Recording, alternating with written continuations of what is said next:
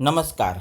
आज हम विषय हिंदी इनमें से व्याकरण अव्यय की परिभाषा अर्थात अव्यय किसे कहते हैं एवं भेद अव्यय के भेद उदाहरण सहित हम देखेंगे।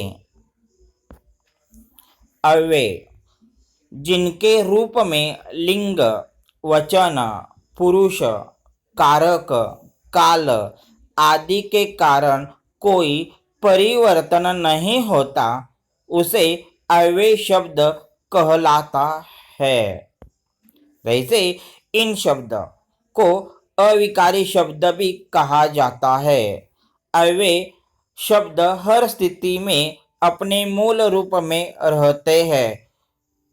अव्यय का शाब्दिक अर्थ होता है जो व्यय न हो, जो परिवर्तन न हो। अव्यय के उदाहरण हिंदी में अव्यय के उदाहरण तथा, एवं, किंतु, परंतु, बल्कि, इसलिए, अंतः, अतएव, चूंकि, अवश्य, अर्थात आदि या इत्यादि यह अव्यय के उदाहरण है। तो अव्यय के भेद: एक, क्रिया विशेषण अव्यय। दो, संबंध बोधक अव्यय।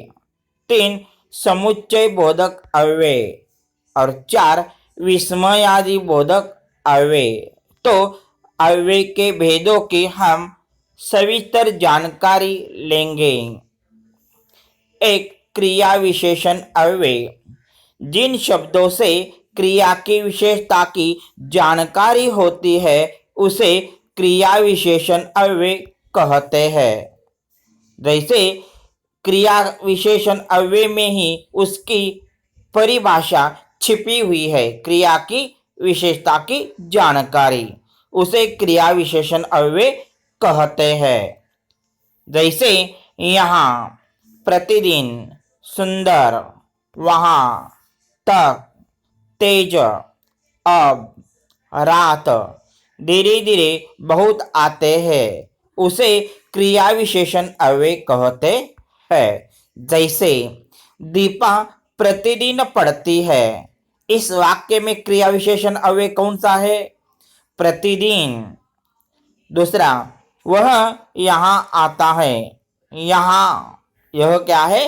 क्रिया विशेषण अव्यय है। अरुण प्रतिदिन पढ़ता है, प्रतिदिन यह क्रिया विशेषण है। जैसे प्रतिदिन, यहाँ, इस वाक्य में उसकी क्रिया की विशेषता होती है। दूसरा प्रकार, संबंध बोधक अव्यय या संबंध सूचक अव्यय। ये शब्द संज्ञा से पहले भी आ जाते हैं। जिन अव्यय शब्दों के कारण संज्ञा के बाद आने पर दूसरे शब्दों से उसका संबंध बतलाते हैं, वे शब्द संबंध बोधक या संबंध सूचक शब्द कहे जाते हैं।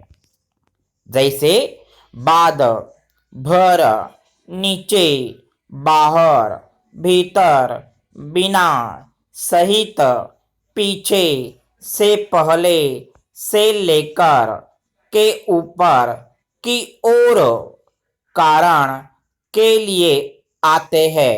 ये शब्द संबंध सूचक या बोधक अव्यय के उदाहरण है।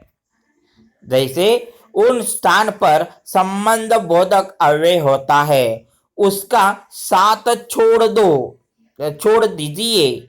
इनमें इस वाक्य में संबंध बोधक अव्यय कौन सा है? साथ।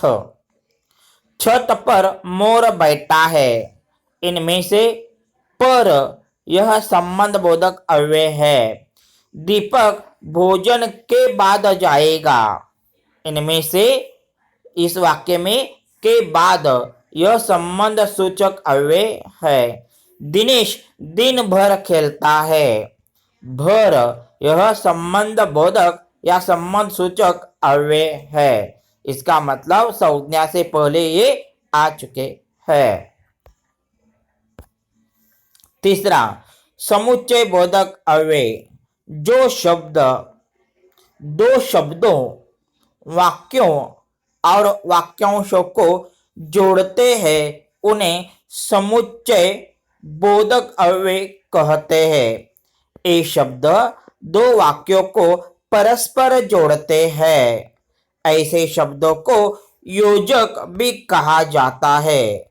समुच्चय बोधक के साथ साथ योजक भी कहा जाता है। इसलिए इस कारण अंतः, क्योंकि, ताकि, या, आदि, और, तथा, लेकिन, मगर, वह शब्द जो है वह मराठी में भी इस्तेमाल किया जाता है और हिंदी में भी आजकल इस्तेमाल किया जा रहा है। इसलिए वह, किंतु, परंतु, यानी, तथापि आते हैं उस पर स्तंभ पर समुच्चय बोधक अव्यय होता है।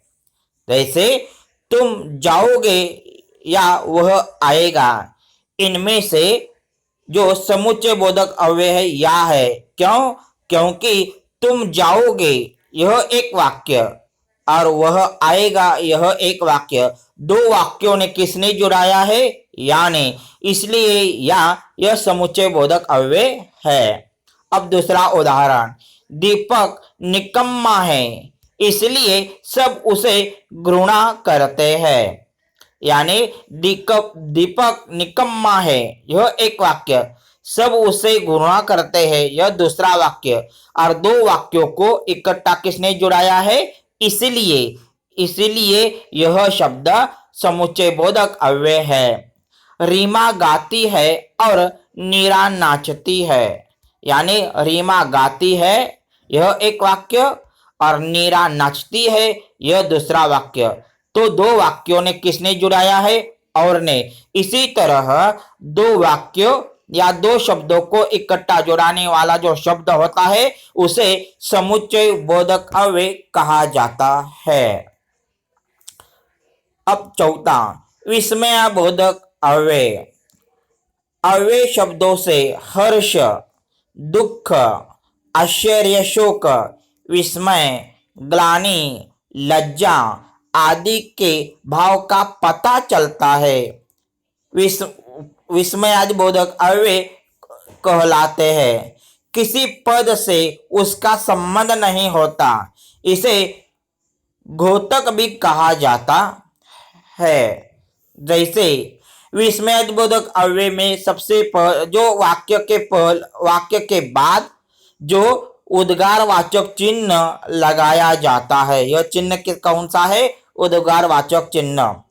अहो क्या बात है, इस वाक्य में विस्मयादिबोधक कौन सा शब्द है? अहो।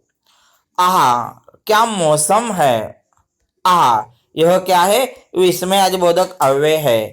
अरे आप आ गए। अरे यह क्या है? विस्मयादिबोधक अव्यय है। हाय अब मैं क्या करूं, यह भी क्या है? एक विस्मयादिबोधक अव्यय है।